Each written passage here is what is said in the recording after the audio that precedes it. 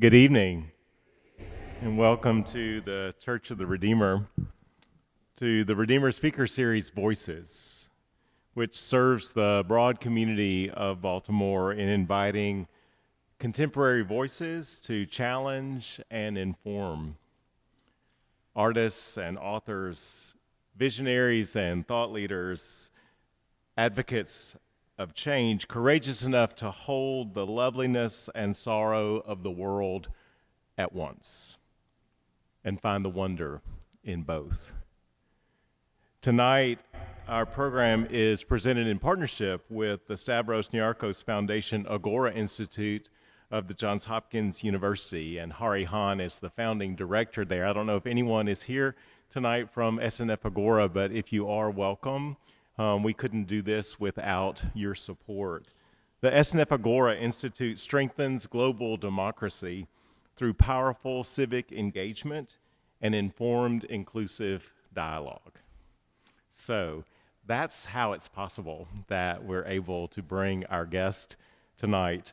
But I'm not going to introduce him. I'm going to introduce Karen Mcgee. And the reason I'm introducing Karen Mcgee is because she introduced me through his poetry to our guest. Karen and I are kind of thought partners. We work together in a variety of ways through language and its power to heal.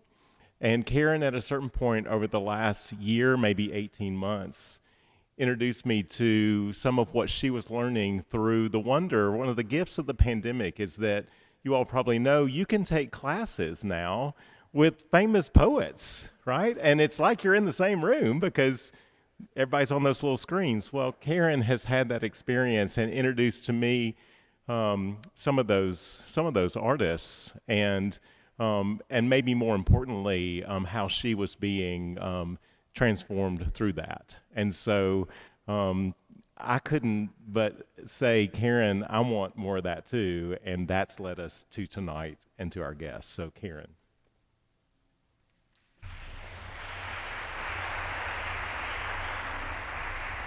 Thank you. I'll start first saying just a little bit about Pádraig. Pádraig Tuama is a poet and a public theologian whose work centers around the themes of language, power, conflict, and religion. And this is kind of how I came to him. Grief is a common experience navigated by uncommon pathways.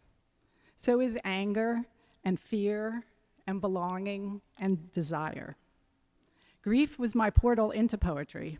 I came to it about a year ago at the suggestion of a Buddhist mentor who was helping me dig into some internal conflicts that had me stuck. She thought creative writing might help me name and express them. I signed up for a poetry class, having never written a poem in my life, and the words began to flow, at times coming faster than I could process, and seemingly from a place over which I had no control.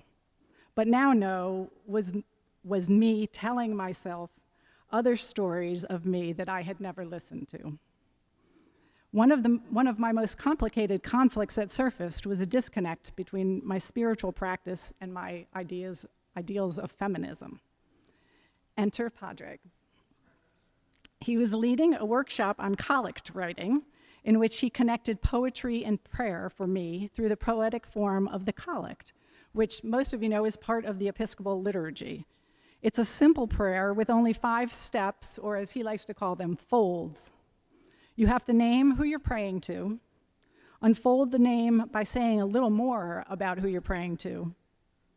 Then next you have to name your single request, and then unfold that a little more by asking yourself why you want this one thing. And then finish with a little bird of praise, an amen or thank you, a form of gratitude. This form invites the prayer to pause, collect her thoughts, and put into elegant form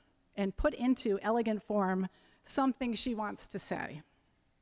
In other words, it gives her a voice.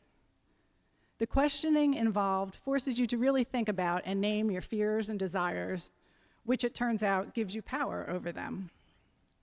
Pádraig shared 2 collects ahead of the workshop.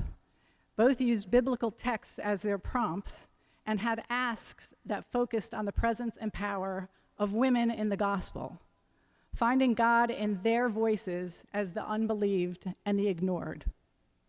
I was like, yes, thank you. Not only did he see this in the text, he wrote it down and put it out into the world. I was empowered by both the form and by the resulting poetry. Reading and writing poetry and finding ourselves in the text empowers us as individuals. And I have discovered that when you do it in community, something magical happens. The magic, which is a palpable energy, and happens for me in every one of Pádraig's workshops, is the point at which I believe our uncommon pathways of human emotions merge and become a common experience. It's an almost physical sense of minds being open to new ideas. It invites curiosity and self-reflection in a group setting. It's like each person being changed at the micro level that then affects change at the macro level. It doesn't solve a conflict, and the emotions that arise are not always easy or positive, but it does allow them to be named. Poetry then becomes a portal into healing, and the language we need to do this, things like forgiveness, confession, thanksgiving, is a reclamation of theological terms for public use. This is what Pádraig does. He uses language, power, conflict, and religion as a poet, public theologian, and in his work in conflict resolution to name the things that fracture us, find a common language to describe them in order to start the healing we all need, especially now. So please join me in welcoming poet, public theologian, and healer, Pádraig Ó Tuama, to the Church of the Redeemer.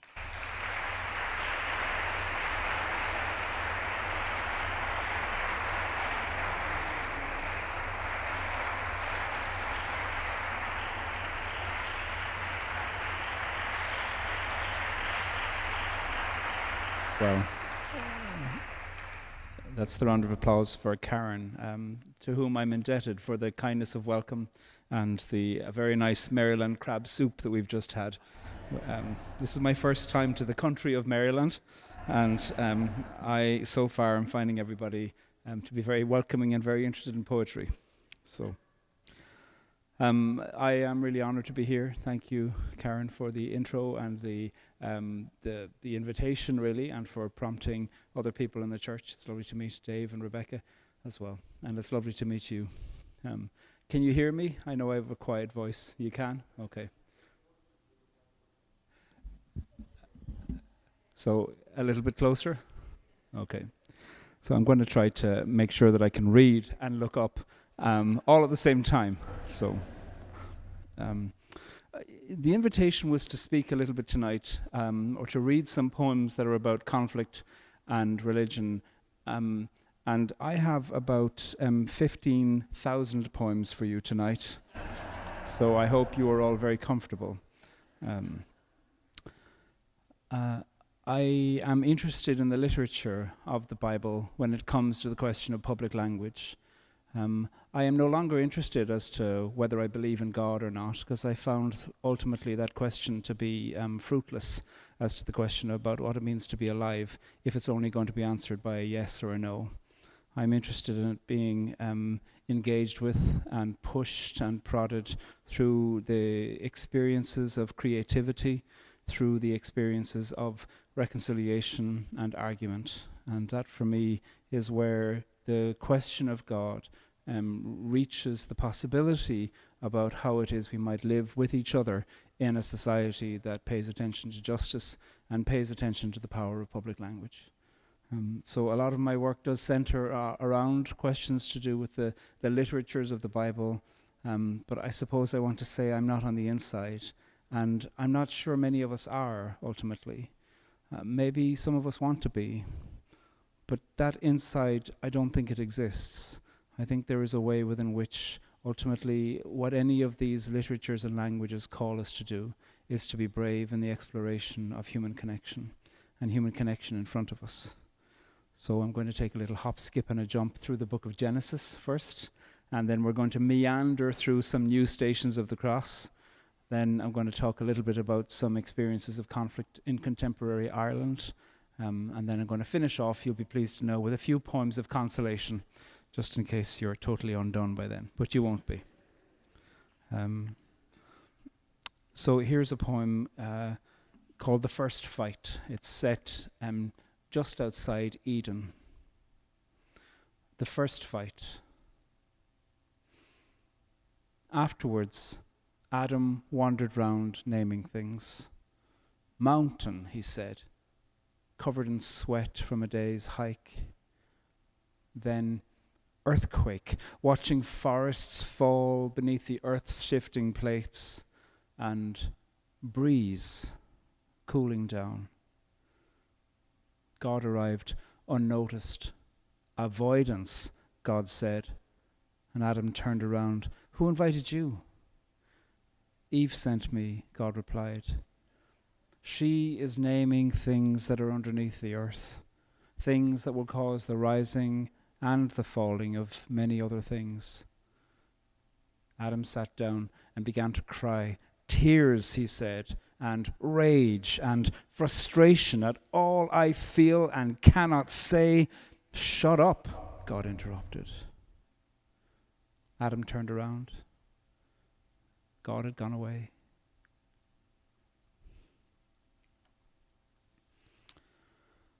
I have been entirely formed in theological reading by having studied with some Jews. I started to study with some friends from Israel, and then we started to talk together over food. And gradually, one of them said to me, "You ask terrible questions of the Bible.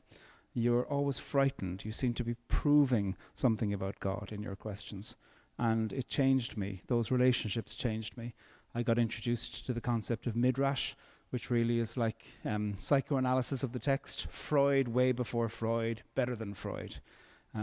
Asking questions about all the unnarrated pieces that happen in between the parts. And then I began to read Aviva Gottlieb Zornberg, also an extraordinary midrashic scholar. She lives in Jerusalem. She's got many books. The one that I always recommend is The Murmuring Deep, which is reflections on the biblical unconscious. She reads the narratives primarily of Genesis in this book through the lens of psychoanalysis and etymology and the imagination and Yeats and linguistics. She's extraordinary. And it was through her work really that I began to see how contemporary the stories of Hebrew Bible are. We like to think perhaps because we have smartphones that we're modern and that there were ancient times back in, 1980 or whenever, the 1st century or, 5th century before the Common Era. But the human condition has been the human condition. Over the last number of years I've been reading Babylonian mythology and the Epic of Gilgamesh. You might have heard that beautiful epic. Ultimately, it's a story of a man who liked to throw his weight and his masculinity and his power around the place. So the gods decided to give him a best friend, a midlife crisis, and some grief. That's so contemporary. That's so modern. The human condition is the human condition. St. Augustine laments at the beginning of his book, the Confessions, or the beginning of his Confessions, that he basically is addicted to Netflix because he goes to the theater and he stays for the next show and the next show and the next show. These questions that we sometimes think are contemporary, oh my God, what would the past understand about the present? Everything is the answer because there's nothing new. There's new ways to do the old, but there's nothing new. So here's a poem about the family of the Matriarchs and the Patriarchs. There's a midrash that says when Abraham had taken his son who was 28, Isaac, or 32, up the mountain to kill him in the binding of Isaac, that the devil appeared to Sarah. Now this is a much later midrash because there wasn't any concept of the character of Satan during the times when these texts were written. But a much later midrash suggests that Abraham's up the mountain with Isaac, and the text does say that Isaac was either 28 or 32. He was no little innocent boy. And this tempter comes to Sarah and says, "Where's your husband?" And she says, I don't know, do you know? Which is an extraordinary thing, to just have a conversation back with, Lucifer. And then Lucifer says to her, he's up a mountain about to kill your son. And she goes into shock. And then the devil says, no, he's not, don't worry. And then the devil says, oh, yes, he is. And she drops dead. Extraordinary. But what's so interesting is that this did happen in a way, because by the time Abraham and Isaac come down from the mountain, Sarah is dead. And they don't come down together. From the top of the mountain, Abraham goes down one way, and Isaac follows Hagar into the desert. What an extraordinary thing. And so you see the way within which this repetition compulsion happens over and over. And Isaac, who had death visited on him as a young man, or the experience of almost being killed by your father, which might actually be worse, really. He then becomes obsessed with his own death and obsesses about how to pass on his birthright to his sons, because Abraham died without passing any birthright on to poor Isaac. And Isaac is blind, obsessing about death, but he doesn't die for 20 more years after he's been tricked into that whole thing with the soup and the hairy son and the smooth son. This is the story of the contemporary family, fractured, falling apart, jealousy, envies, rivalries, misunderstandings, all kinds of threats, all kinds of obsessions happening in the presence of the biblical family. So here's a poem called Family Tree. They say Satan teased Sarah while her husband tied their son up on a mountain. It's an old story. A man tests the limits of religion while the devil's on a mission to a woman. The devil said, he's dead. Oh, wait, he's not. Sarah heard a gunshot and did the only thing she could. She reached beyond herself and died. Meanwhile, Isaac sees a frenzy on the face of a patriarch and an angel screaming out a name, and everything's going dark. Afterwards, they never spoke again. One went his way and the other went another. Isaac's mother dead, he followed Hagar to the desert. Hagar married Abraham, but Isaac stayed away, didn't even send a text. He pulled the blinds down, tried to rest. Then his father died, so God blessed Isaac. Isaac never quite recovered from the loss. Then Rebecca came along and saw it all. She'd studied Freud, so knew her boys would tell stories that their father couldn't bear. She tore her hair out, then devised a plan, but even she was foiled. Her boys grew up. Her boys forgot the fights of childhood, spat out bitter herbs, and limped towards each other when the angels settled down at last. There may not be a God or a Sarah. There may not be a garden or a man who ordered soup up to his room. There may not be a mountain. But there's always been a woman with the truth. And there's always been a brother full of shame. There's always been a story. And there's always been a devil in the details. That's about the most resolved that any of my poems get to, with that devil in the details there coming in at the end. I think a lot about desire, because ultimately the book of Genesis is about a strange meditation on desire. And certainly the narratives to do with Eden are an engagement with a literature of desire. What do you want, and what are you going to do about what you want? And it's far too easy to think that it only means one thing. These are ancient literatures written by sophisticated people who were no fools. They were describing the human condition through narratives and poetries that made sense of the sophisticated knowledge of their lives about who and how groupings of people are with each other. And I've been interested in the tree of knowledge. What do we want to know? There's a curious thing that the word for knowledge in Hebrew is also a word used for sex. And so perhaps there is a strange virginity about Eden where there seems to be no lust, there seems to be no deep carnal desire for each other, where sex perhaps seems to not exist, where storks come along and bring the babies to these strange belly-buttonless creatures who are there. And so in a certain sense, Eden has always been meant to be left. It was never meant to be a place of staying. And one of the curious things about the narratives of Eden, particularly the story of the tree of the knowledge of good and evil, is what do we do with what we know? And do we want to know the things we know? Or do we only want to say we do? And I think about that when it comes to climate change. I think about that, about how it is that we already know plenty about what we need to do. And the question is why don't we know it in a way where we act on it? So here's a sonnet called The Tree of Knowledge. Having eaten only one fruit from it, we cut the tree of knowledge down. We broke its boughs, ripped it from the land it fed and fed from. Some man made branches with machines. Some woman cut new leaves from steel. The tree sent up its sighs, lamenting that the land it held together could no longer now be held together. From the tree's remains we manufactured paper, but words kept on appearing on the pages with warnings that we didn't want to heed. We burned it, dumped it, waited. We want something else to save us.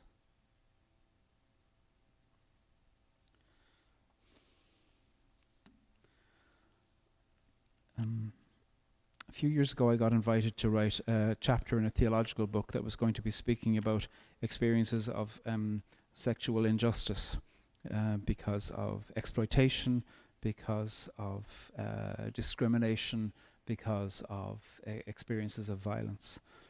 And I asked if I could write a chapter in the form of a series of sonnets, coming up with some new Stations of the Cross. I love the Stations of the Cross and always have, and continue to do them on a very regular basis despite the agnosticisms that nurture me. So here are some Stations of the Cross, and these really are some of them are trying to describe everyday experiences where a person is looking to be believed. Each of them has a title with the word Jesus in it. The Stations of the Cross, lots of you will know, it's a meditation that you see in lots of the Christianities of the world inside a church, where there's 14 images, usually down one side of the church and up the other, depicting the time when Jesus of Nazareth was condemned to death by Pontius Pilate to the time that his corpse was laid in a tomb. And so they're all called, Jesus is before Pilate, Jesus falls again, Jesus meets his mother. So these texts are stylized on that. These poems are stylized on that. But for me, the name Jesus here is a way of trying to imagine the every person. So for me, this isn't about saying, some of them certainly aren't trying to say that I think this is true to the historical character of Jesus. But I certainly know that it's true for the historical character of us, some of us, maybe many of us, in the deep and necessary desire to be believed. So here's a poem called Jesus Texts. These are all very short. You text your friend. They don't reply. Never mind. You're not sure what you'd say anyway. You scroll through feeds, hoping something might make anything make sense. Oh Lord, my grief is like a river inside me, filled with dead things that I didn't kill. You lock the door. You check it. Check again. Oh Lord, dead things kill.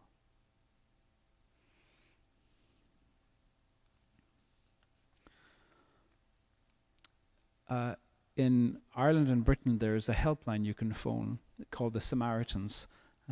They're part of a worldwide network, and I don't know that they're always called the Samaritans everywhere. I'm not sure what they're called here, but I certainly know that every city, every town, every county, state in the US has a helpline that if you're feeling at the end of yourself, you can phone, and there'll be somebody trained there to listen.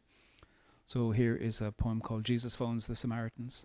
And all of these responses are taken from the training that Samaritans get when they are trained. My sister's a social worker, and she said that the best training she ever received was when she was training as a volunteer with the Samaritans. Jesus phones the Samaritans. Samaritans, how can I help? Of course, I'm happy to talk. What name can I call you? You don't need to say anything. That's quite all right. I'm in no rush. I'm just a set of ears for you. It might help if you tell me what's happening, but even if you don't, that's okay. You're welcome to tell me more.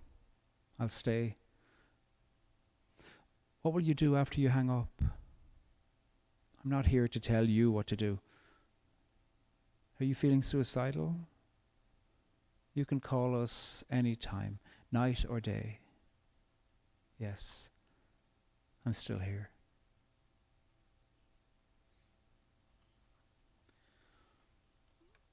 Here's a poem called Jesus Considers Pronouns.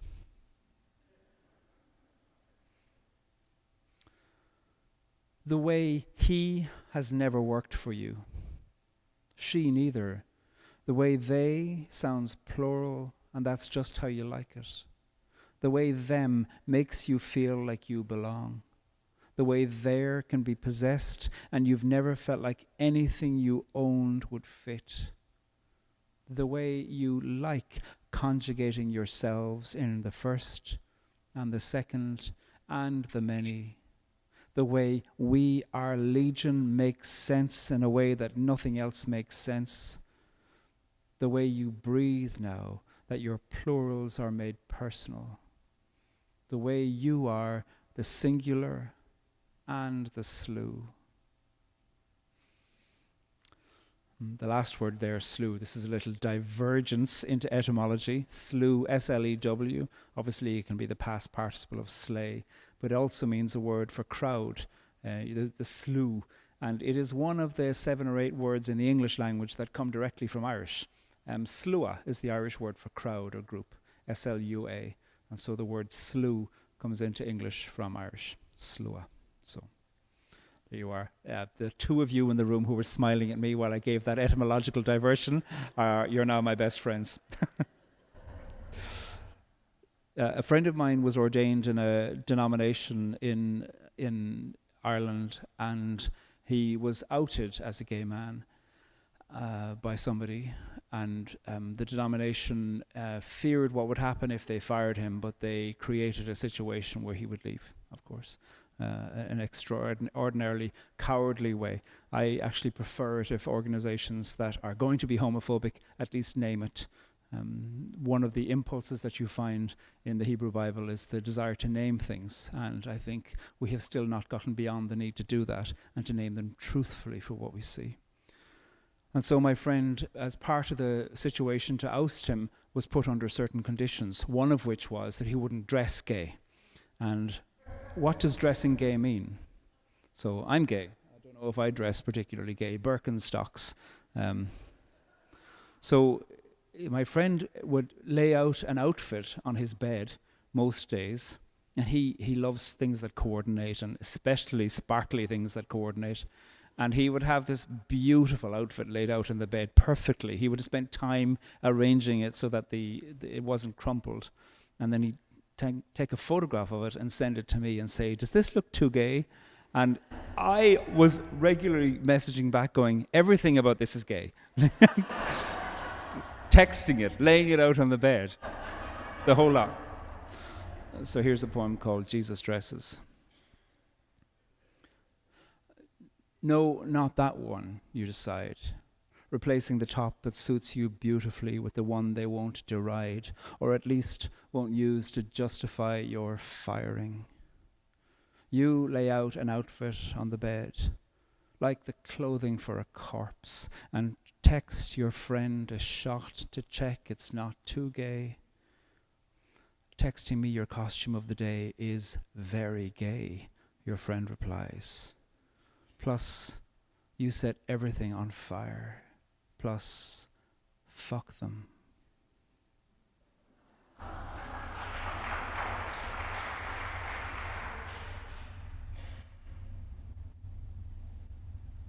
This one is about Jesus, and one of the things that I find inadequate really about the narratives of the Gospels is the ways within which he is detailed with such ideological certitude at times in the narration about him. He knew what was going to happen. I mean, if he could tell the future, he wasn't human. And the whole project of the incarnation is a failure if Jesus of Nazareth was just a God puppet among us. And one of the things that is strange, of course, is the question as to whether he was or wasn't married, and to what his relationship with sex was. And I think the cult of virginity that we find in some of the presentations formally of Mary, the Blessed Virgin Mary, who was much more interesting than the question as to whether she ever had sex or not. And also then Jesus, some of the consequences of that are a strange imagination that puts purity and lack of sex in the same conversation, which has been devastating really for the sexual maturity of generations upon generations of leaders who have then influenced the congregations that they are speaking to. So here is a poem written in the voice of Jesus, which I find remarkably uncomfortable. A friend of mine said to me, you need to write in the voice of Jesus. And I felt like I was committing blasphemy. I was going to be sent to a hell I don't believe in. Anyway, if I am sent to a hell I don't believe in, you'll find me in the corner writing sonnets. So, including this one. Jesus fantasizes. It's the desexing that bothers me. As if I never had a boner or lust, as if I had so much of God's business to consider that I never wanted kisses or a nail run down my back. I woke every morning the way men wake every morning. I sought some comfort in some touch and thought that much could be achieved if people made more love more often. I think I'd have made a pretty average father, by which I mean okay. By which I mean, I wish I would like to age and watch my children grow. I would like to hold on to my body.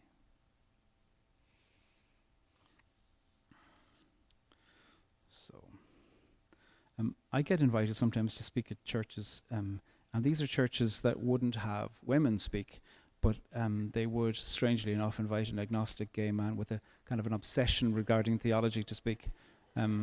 I say no, I will never accept such an invitation. It would be unjust to do so. But then I write passive-aggressive little sonnets in response. So here is a passive-aggressive little sonnet in response. This isn't about one person, because it's happened so often, it's about a bunch of them. And it would be a nice idea, and I resist the ageism that imagines that these practices of misogyny and the hatred of women are amongst old people, because it is often the trendiest people who put oil in their beard and wear trendy clothes and go to yoga class and have poker nights with their other pastor friends. Those are the ones who are saying, well, of course, we're just not quite there yet when it comes to the women. Like, but you'll have a faggot? My God, what's going on? It's a strange thing to say. I'll have an abomination on the stage, just not a woman. Here we are. Who for us men and for our salvation. You drink whiskey during poker nights, wear shirts your granddad wore, display the ink that's on your unshaved chest, and sign your texts to me with X's. You drink coffee from a little glass after early morning yoga class. You podcast authenticity and live in parts of the city that others have disdained. You disdain. You oil your beard. You wear 1950s shoes bought for a small fortune in a place you say your granddad would have loved. Like him, you believe a woman's place is not behind the pulpit. Let her lecture in literature. Let her explore the stars. Let her drink. Let her work.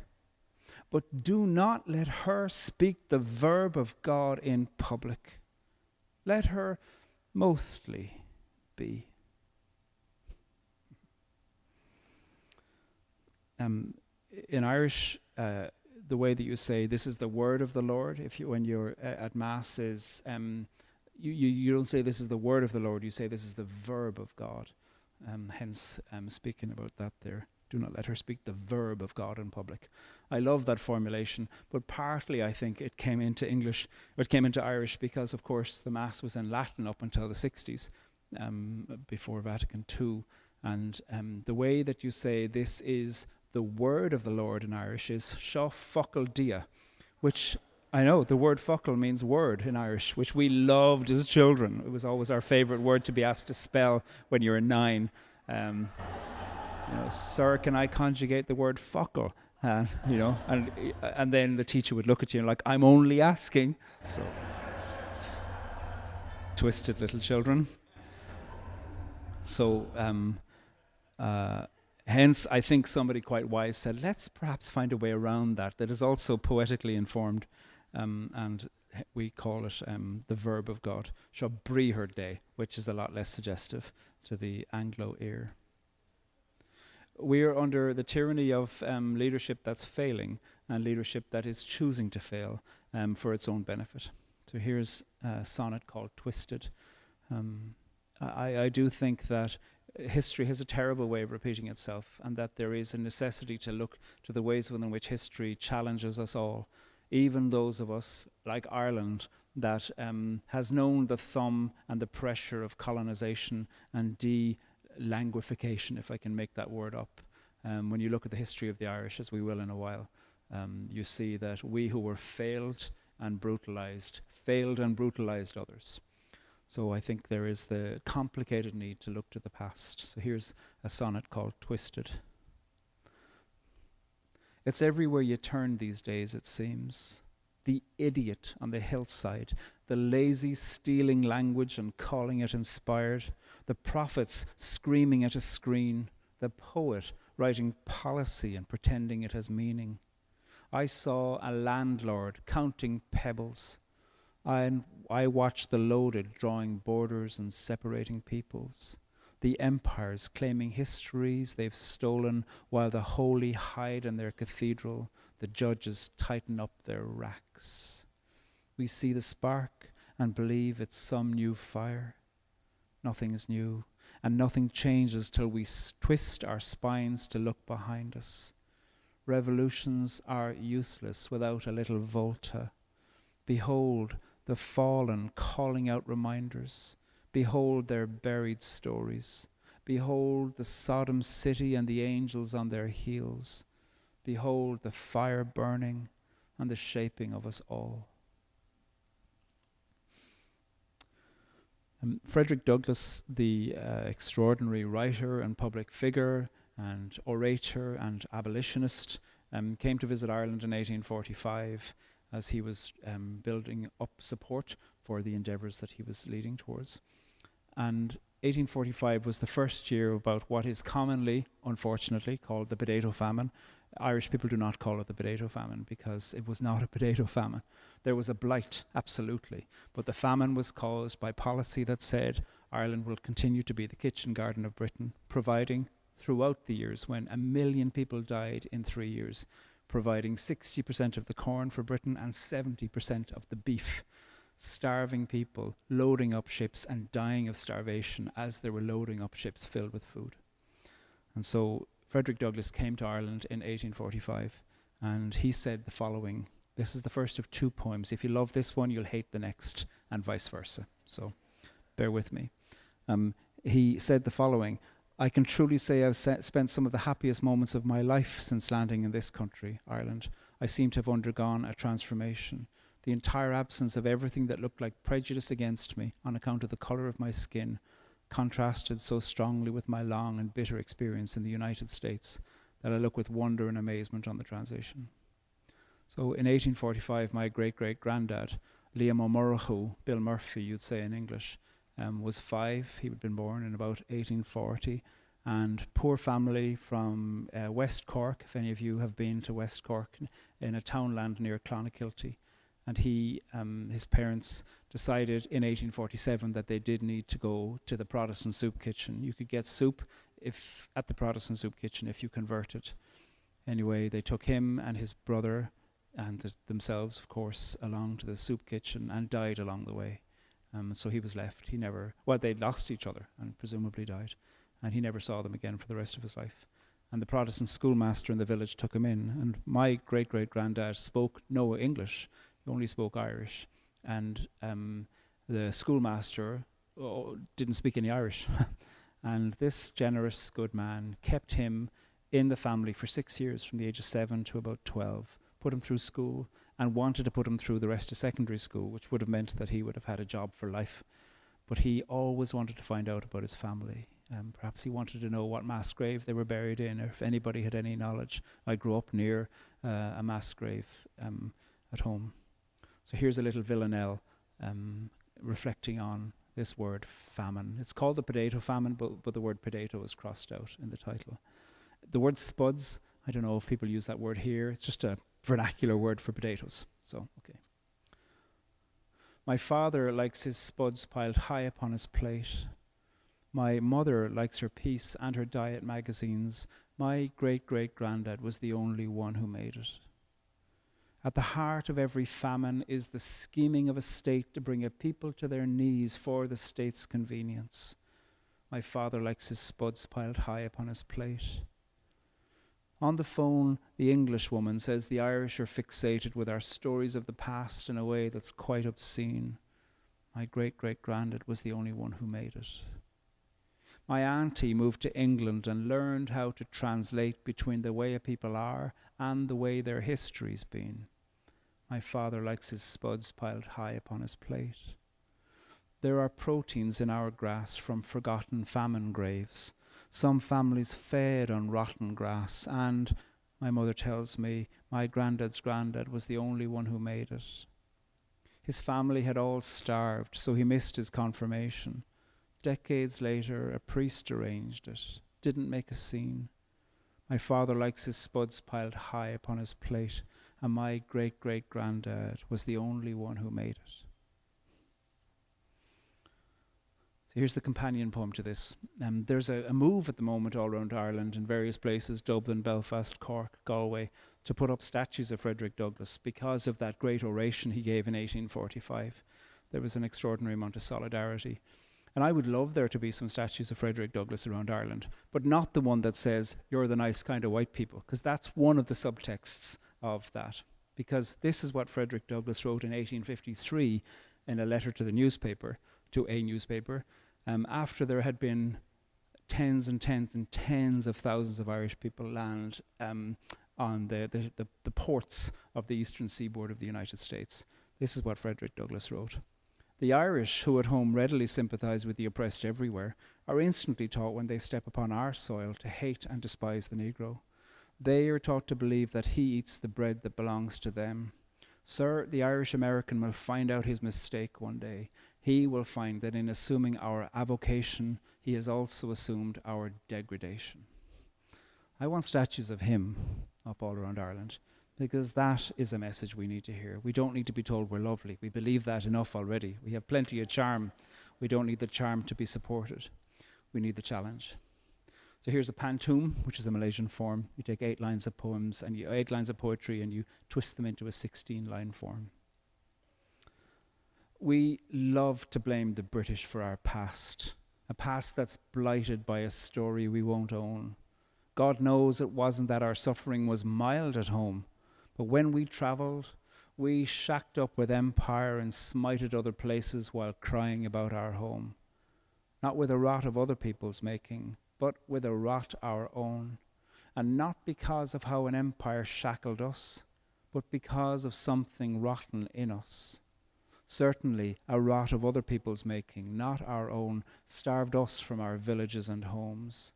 But because of something rotten in us and not a blight that was exploited, we went and starved other people from their villages and homes. Our suffering was far from mild at home. Far from home, we uncovered something white within us. We love to blame the Brits for the stories we won't own. I'm going to move towards an end, and then I think we're going to have some Q&A. I've got a few poems of consolation for us. Throughout years of working in conflict resolution, I suppose I became interested in the question of what does it mean to meditate on death? Not in a way where it is a meditation on doom, but a meditation on the fact that we are, as Emily Dickinson says, finite infinitude. That there is something of infinity that we're able to contemplate as we think about time, as we think about history, as we hold within ourselves so much that we carry, and at the same time that we know we'll all die. And I think often in a situation of conflict resolution, one of the things that's lacking, particularly from groups who are in power, particularly for groups who are using extraordinary means of oppressive power, it is a demonstration of the lack of the capacity on an individual or a civic level to reflect on rituals of death and passing and meaning within the context of that. Conflict is one way of keeping something alive, which is a terrible way to do it. And so one of the things that has been terrible but has been an invitation during COVID has been to reflect really on the experiences of grief and what are the passages of meaning making that we have in the context of grief. A very close friend of mine died just at the beginning of COVID, and I'd known him since I was 11, and so I was just we spoke every day. We were on the phone to each other, regularly. We worked together in Corrymeela. I adored him with all my heart, and for months afterwards, and even still, I pick up the phone to text him. He was a great scholar of Hebrew, and so whenever I hear some delicious piece of Hebrew etymology, I still go, and I think of him. And that's just one grief amongst so many. And when chaffinches arrived in my backyard, or Paul in my backyard, Glenn, that's the name of my friend who died, he had always texted me when the chaffinches came to his backyard. He loved chaffinches. Goldfinches, not chaffinches. Goldfinches, those beautiful, they've got red and yellow, they're stunning. I'd never seen them really properly before until COVID. I started to pay attention. And so here is a poem of praise and lamentation altogether. It's an elegy, it's a song for him by describing birds and animals that are out the back. It makes use of a lot of Irish etymology, so two of you in the room are going to love me. So one of the ways of saying greenfinch in Irish is glasan darach, which means little green one of the oak tree. The names for the birds in Irish are beautiful. And chaffinch is rirua, which means red king. And bullfinch is kirkran quilla, which means little scarlet one of the woods. This is lovely. And the wagtail, I don't know if you have wagtails here. They've got a long bobbing tail. They're small little birds. But they're called Siobhanine and Charnélig, which means gracious one of the dung heap, which isn't a particularly pleasant name. And the chaffinch is, the goldfinch is called Lasser Quilla, which means bright flame of the woods. It's so stunning. And the names for these are often named on the kind of fleeting experience you have as you see one of them flying through some near copse of trees, which is beautifully poetic and delightful. The hare, we've got a family of hares who live in the field next to us. The hare is called Gyoria, which means the low deer. And when you have ever seen a hare, you realize it has nothing to do with a bunny. They can go 50 miles an hour. They're extraordinary, those animals. And they're phenomenally important in Irish mythology. So all of these animals make an appearance, as well as some Canada geese. I think we might have heard some earlier on as Karen and I were walking. It's called Now I Watch Through an Open Door. Now I watch through an open door, and there is a chaffinch fighting with another chaffinch. He's punked up the feathers on his head so as to appear a little less tiny. And there is that blackbird hopping, and a song thrush singing at the open gate. And here, the hare and the hare's 3 babies. I saw them playing the other day, chasing each other like puppies. And the lambs, less manic now that a few months have passed. And their mothers, steady in the rain. This morning I saw 4 Canada geese land in the field like sophisticated aliens among the ordinary sheep, and I raised my hands in thanksgiving at the sight.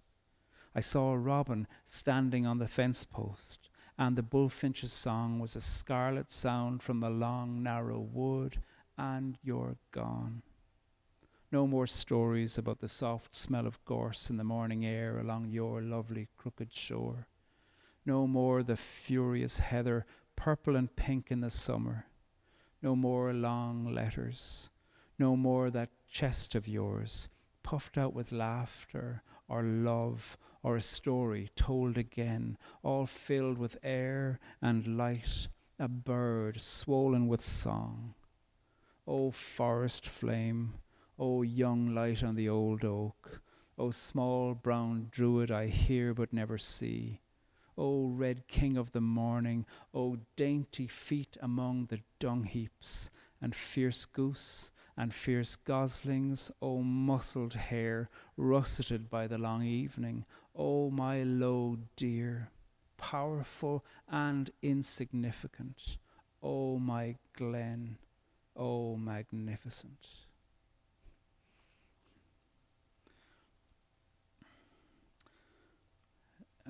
I think a society that knows how to remember and remember its own wrongdoing, as well as the possibility of remembering its deep lamentation, can be a society that can be present to the possibility of every moment being informed by the past. They live in the past is often used as an accusation, but these days I'd think of it as a compliment, because I think that is possibly the only way we know how to live, because the future doesn't exist yet. To live in the past might mean to see some things there, to pay attention to it. I think that as a deep theological impulse, as a deep societal and political impulse too, as a way to live a life as well as a way perhaps to live in a society. I'll finish with a poem called How to Be Alone. It all begins with knowing nothing lasts forever, so you might as well start packing now. In the meantime, practice being alive. There will be a party where you'll feel like nobody's paying you attention, and there will be a party where attention is all you'll get. What you need to do is to remember to talk to yourself between these parties. And again, there will be a day, a decade, where you won't fit in with your body, even though you're in the only body you're in. You need to control your habit of forgetting to breathe. Remember when you were younger and you practiced kissing on your arm? You were onto something then. Sometimes harm knows its own healing, comfort its own intelligence, kindness too. It needs no reason. There is a you telling you another story of you. Listen to her. Where do you feel anxiety in your body?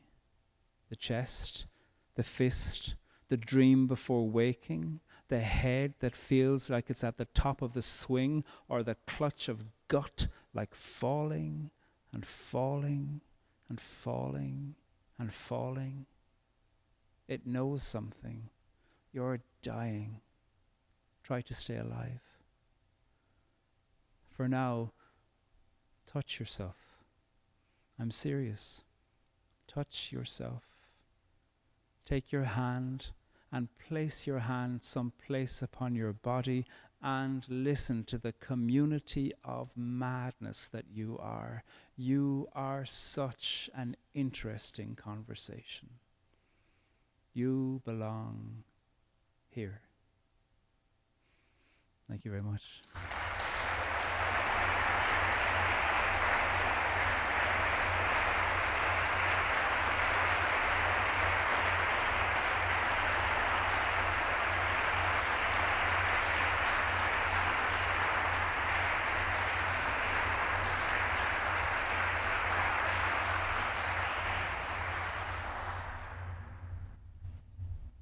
Thank you, Pádraig. And if you're willing, I'll invite people to come to the microphone. I'd love to have some conversation. Great. So please come with a question. Good evening. I'm Debbie Ramsey, and I want to thank you for sharing your creations with us. And out of all the poems that you shared with us, it was the first one that resonated with me. When you talked about Abraham going to the mountain with Isaac, and they both came down different sides. It got me to think about the human condition. And I see that as symbolically, they were on the mountaintop, pretty much like Dr. King talked about the mountain, and he's seen the other side. And he may not be able to share that with the rest of us. So I saw how Abraham perhaps had pain coming down that side, and maybe Isaac had disdain and was never shown how to bless his son because he was never blessed. Mm. And so I got to thinking about how perhaps he was so easily tricked because he never received that. And both brothers came out the same womb. And I thought about the human condition. The human condition where the left side of the brain and the right side of the brain come together. And when we have such conflict or getting our comeuppance, so to speak, that we just need that space to save face. And when we're able to experience that, then from out of that light within us, we can speak and grow and love. So my question to you is, the human condition is very, I see it as a liquidly type of form, if you will. So how do you see if we are able to provide that safe space to save face, what a different world we will have. Mm. Thank you. I didn't catch, what's your name? I'm Debbie, and I have a wee bit of Irish in me as well. Okay. We're probably cousins.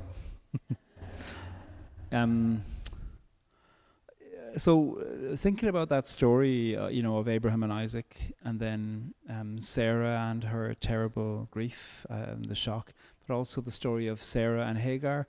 And I'm unconvinced by the way that the story is narrated between the two of them, that they didn't get on. I think they were in a situation that demanded they didn't get on. They were fulfilling a certain patriarchy by being in that role. And forced into a patriarchy. And then you see Abraham and Isaac, and then you see Isaac marrying Rebekah, and when she sees him, she covers her face, and she it says that she enters into his tent, and the word for tent in Hebrew can also mean darkness. And you can see how he would have been a complicated man to marry with the obsessions that he had been visited upon by his father.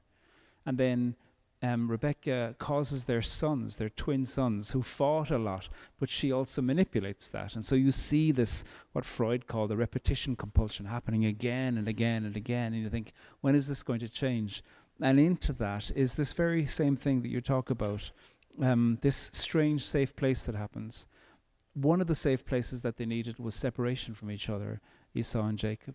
They spent many years apart from each other after that manipulative experience with the hairy one and the smooth one and the soup and the getting of the blessing. But they did an act of reconciliation many years later. They both took journeys towards each other, sending gifts ahead, tremendous gestures. And Jacob, the night before they met, wrestles with an angel, as it's said, and that somehow he lived with a limp after that. And his name got changed to Israel, meaning he who wrestles. And I think the safe space that was created between them, the space of gesture, the space of blessing each other in a powerful way, that also was created in the way that they each had to pay attention to themselves, that Jacob had to wrestle and be defeated by this angel, or recognize that he could never win. And that, I think, was probably like a death to him, because I think he was a person who had an addiction to competition and to success and victory. And also you see that Esau had to grow up. When Esau was younger, he was pure hunger. All he was, give me some of that soup, that red stuff. It's how he says it in Hebrew. But he had to grow up. He had to grow into becoming an adult of his own kind. And so the safe space that was enacted between them was dependent on each of them doing their own work with themselves.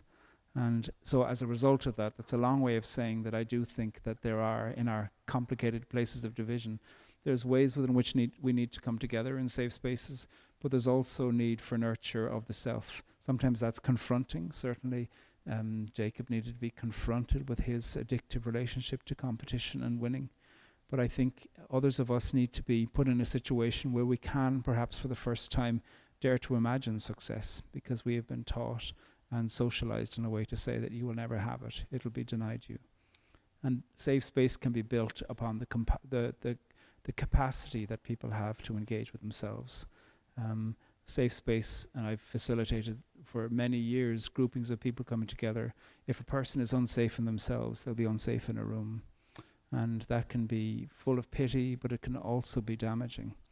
And so I think projects to do with well-being are really important. And actually, the more a person thinks they don't need them, the more they probably do, especially a person who's in volatility.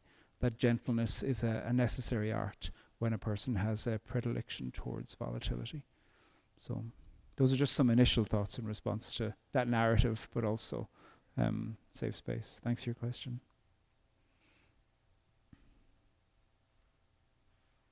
One of the things that I find amazing is the human ability to define the other as the other. And you made a statement in here about original sin, which totally changed my perspective on the whole concept. I don't know if you recall. I do, yeah. You said, but I'd love if you would share it and also perhaps expand on it a little bit. Okay. What's your name? Jim. Jim? I mean, I grew up haunted by the Bible, and I suppose I still am in a certain sense. I just can like it a lot more now, and I've been given the tools through Jewish friends to know how to live in relationship with the literature, taking the literature as seriously as I take myself. If I don't take myself seriously, I'm never going to be able to take literature seriously. Of course, the Hebrew Bible doesn't narrate anything to do with original sin. As you look up the question as to original sin in the context of Jewish theology, there is a midrash that says when everybody dies, they go on their way to God. Now, this is a very marginal midrash. There isn't necessarily any particular belief in what the afterlife might be like within Judaism, but this is a midrash that's speculating. It says they go on their way to God, and they go up a path that goes around a mountain, and they always pass by the open cave of Adam. And along the way, when everybody sees Adam there at the mouth of his cave, they say to him, "You know, all this is your fault." And Adam says, "You did everything you wanted to." How's that for original sin? I love it. I just found that to be, and when I read that in this ancient tome that was in one of the theological libraries in Belfast, when I read that, I thought, God, look at the space for the imagination when it comes to thinking about the Catholic imagination and I suppose the broad Christianity's imagination. To be crude about three schools of thought within theological imagination and Christianity's, you can have the kind of utter depravity imagination of the human condition that you find in some of the Reformed traditions. You have a certain imagination of original sin, but also of original blessing that you find in the broad Catholic traditions. And I don't mean Roman Catholic traditions, I mean the Catholic traditions in that way, many of the liturgical traditions.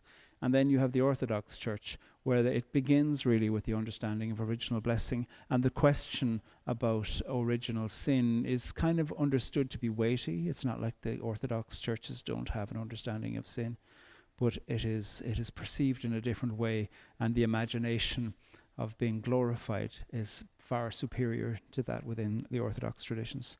So learning that too also, I suppose, sparked a curiosity about what is this idea of sin? What was the imagination of that mythology of the expulsion from the garden?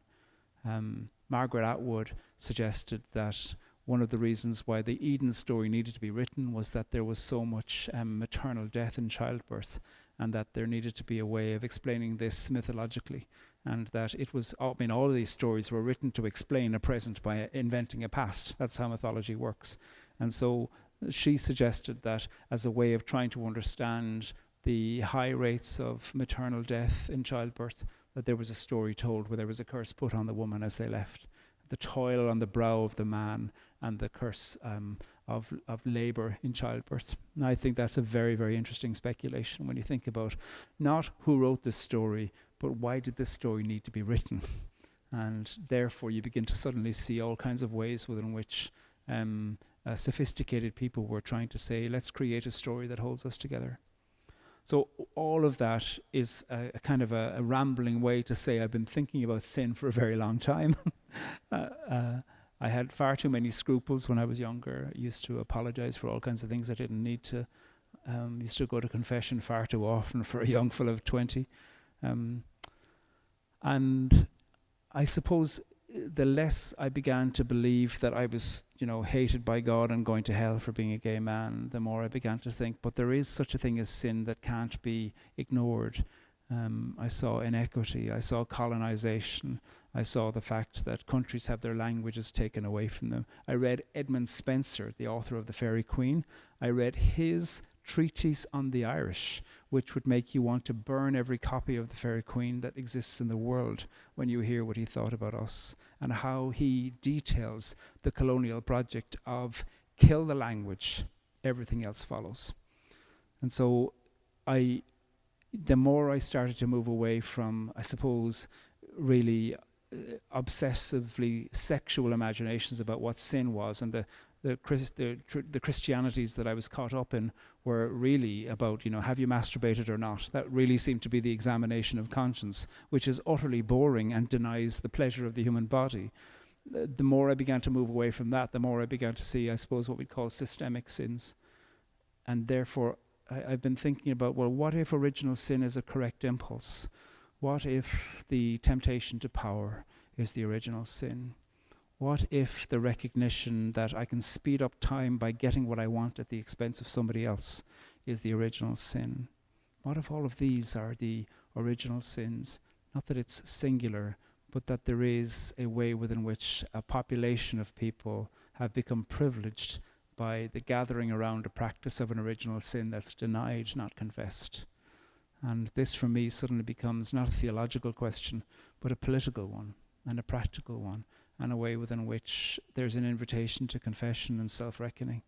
And that I think of that as a white man, I think of that as an able-bodied man, ways within which, what is the original sin that I need to think about in my participation in those groupings. And that doesn't diminish me. In fact, it dignifies me to think about that, because I know one of the promises that I think is very profound within the world's religions is that to face the truth is a freeing thing. There can often be the imagination that to face the truth of the naming of our complicities and our privileges is somehow to diminish ourselves, and that's not true at all. It frees us. So those are some brief thoughts about original sin. You're the only person that's ever asked me about that passage. You might be very sorry you did. I'm also able to give recipes for bread if anybody's interested in those. So you can ask for other questions too.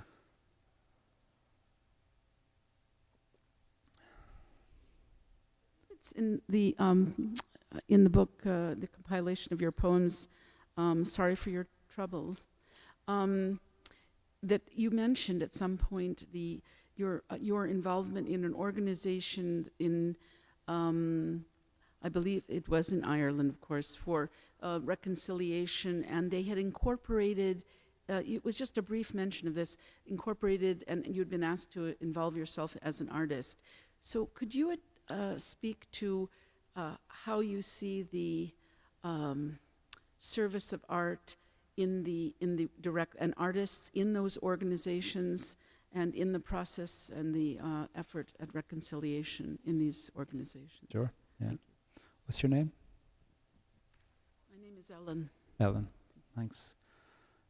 So the organization that's mentioned particularly in that book is Corrymeela.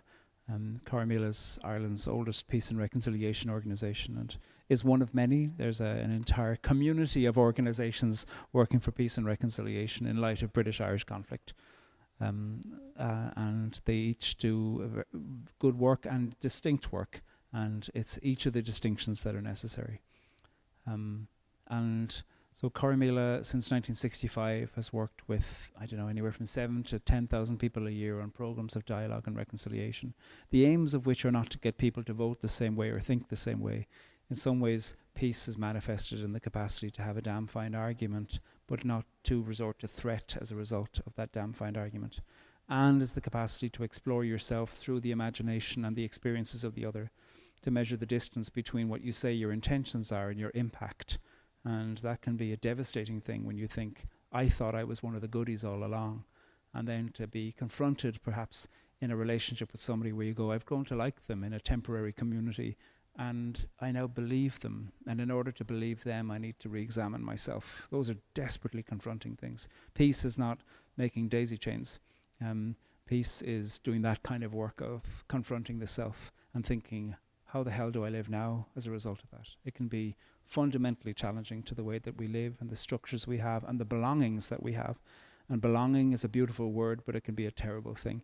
You can belong to awful organizations that demand all kinds of sacrifices from you and ask you to sacrifice the dignity of other people as a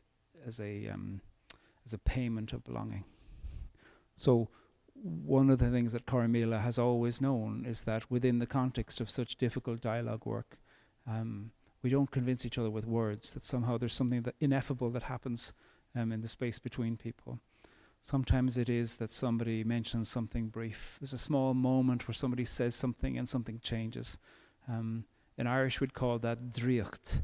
It translates into English as magic. It isn't a good word though. Magic sounds a little bit, like a magician or something of entertainment.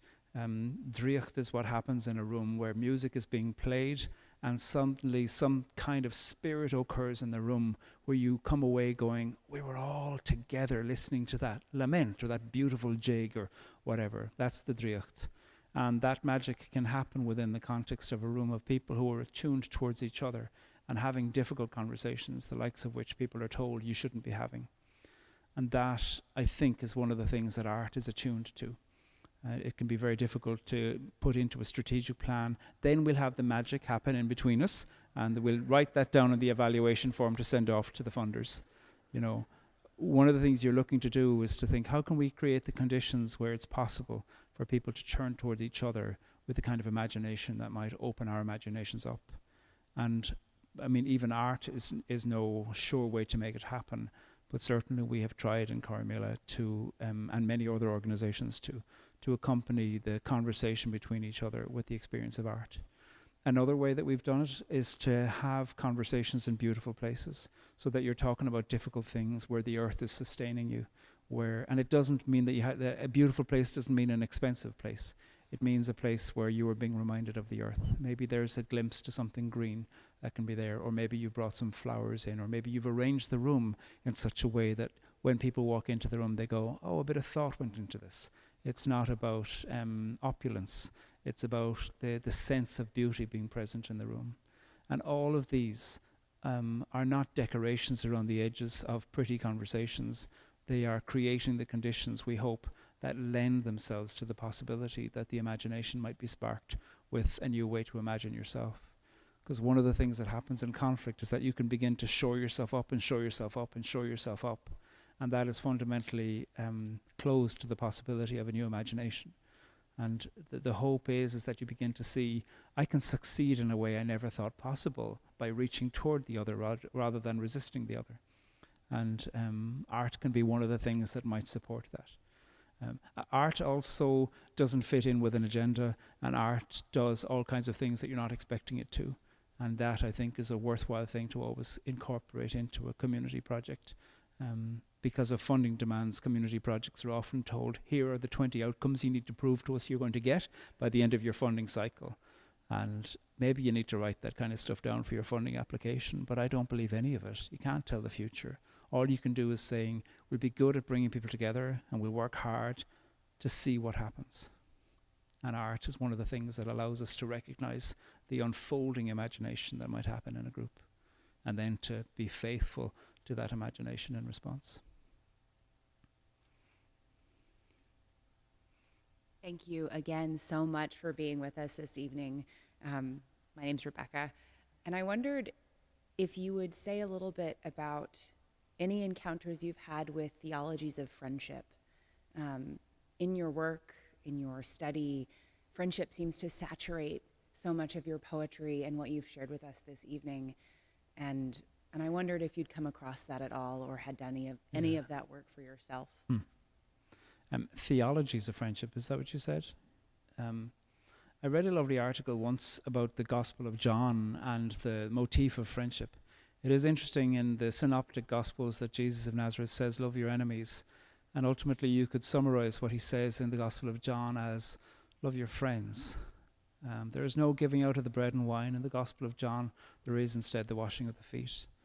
And it is a fascinating way within which the texts of the Gospels themselves demonstrate an evolution in the imagination. The earlier texts of Matthew, Mark, and Luke are imagining a second coming and all this glorious madness that's going to happen, skies and thunder and lightning and dead people hopping out of graves. And the Gospel of John is a bit anarchist when it comes to that question. It says, oh, didn't you get the memo? Eternal life is here already. Because it was written so late that the earlier populations of people who were following the way were already dying, and they weren't popping out of graves, and Jesus hadn't come back, and the community was in a crisis of death and needing to face itself. And what's interesting, I think, is that the community did pivot and reformulated a theology of presence through a theology of friendship. And therefore we see that communion in terms of Eucharist is just one way to speak about the idea of friendship and the necessity of friendship.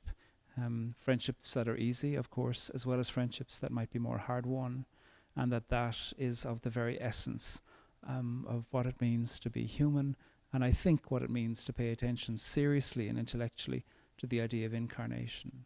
God was curious, if you want to take that imagination of God, about what it was like to have a body, and so therefore engaged in a body with limitations, with the possibility of friendship, and made some. And we have the record of the extroversion of Jesus of Nazareth, who liked to be interrupted and probably irritated everybody around him, but lots of them still stayed around him and told stories, and some of them even accompanied him toward a tortuous death under the thumb of Empire of Rome. And each of that bespeaks people who feel weak, nonetheless doing the small gestures they can because they love each other. And that, I think, is a glorious imagination. I used to feel guilty that I liked people so much and I didn't love God. I really did. I felt terrible. I was under such pressure, I think, in the imagination of what God was. So that's why for me it's much more fruitful to not bother thinking about the idea of God, rather to think of God as just a word that we use to describe an event where we feel infinity expand from us, even in our finitude of ourselves in our body during the time that we have. And in that, I suppose I do feel a beatitude opening up, and therefore I want to talk to everybody. Yeah.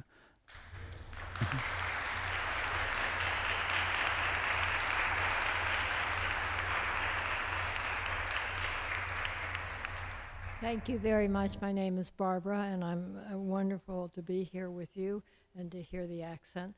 I wonder if you have a consolation or something we can reach into to help us understand what is happening in Ukraine and the devastation that is going on. I think about the temple and the destruction of Jerusalem, and I wonder if it is fundamentally all is well, and if you could speak to that. Yeah. It's hard to say anything in public, isn't it, when things are happening in Ukraine. You turn on the news, or you listen to the radio, or read something on a website, and you see a child singing a song in a shelter, or you hear a story of somebody who did get out and wandering to somebody else. So I read an article the other day about somebody who was saying that they were relieved that their mother managed to get a loaf of bread. My God, what world do we live in?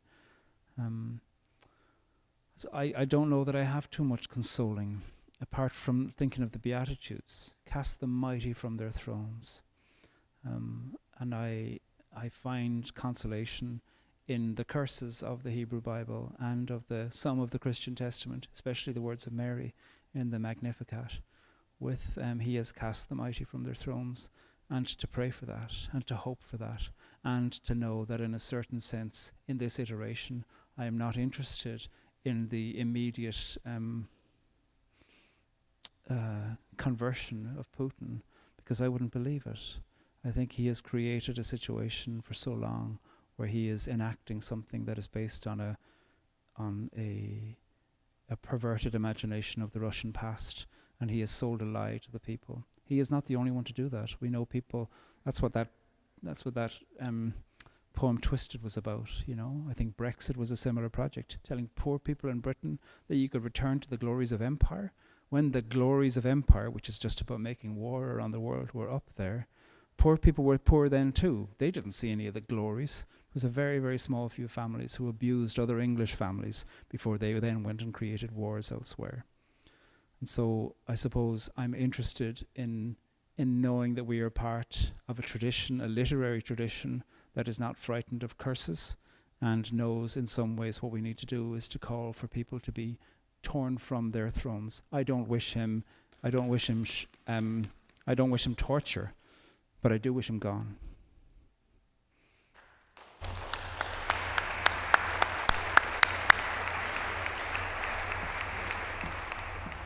Pádraig, thank you so much. Welcome.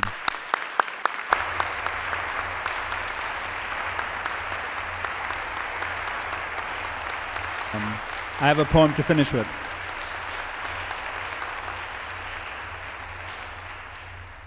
I took 2 years and read all the poems of Emily Dickinson and her letters, and that is a little bit like going on a safari by yourself for 2 years. All you hope is that you'll get out alive and that you will have seen some interesting beasts, the names of none of which you know. And somebody said to me at the end of 2 years, God, I reckon you must know, you must really have a handle on Emily Dickinson now. I was like, that's like having a handle on the solar system. Of course I don't. I know less now than I did before, but I am enthralled and in worship for the brilliance of her imagination. So here is a poem kind of in response to her and how ungraspable she is, and therefore the way that she opens us up to the shock and the threat of being alive. Let the waters swarm with a swarm of living beings. I've been swimming around here for a while now, and while I've never touched the ocean floor, I've tried. You notice things out here, the way the wind makes waves chop at odd angles, the way water feels warmer at the top, the way the moon makes music when you're half dead with cold, the ways of frozen bones, the way the morning never feels the same. Once a seal bumped me, came right up to me like a sea puppy, and I swear it smiled. I was floating happy after that. I said, the ocean is my home. Then the storm came, then the waves, then the lightning spiked the surface. Thunder clapped. Hungry beasts swam around me. I saw seagulls eyeing me for scraps. Thank you very much for coming along.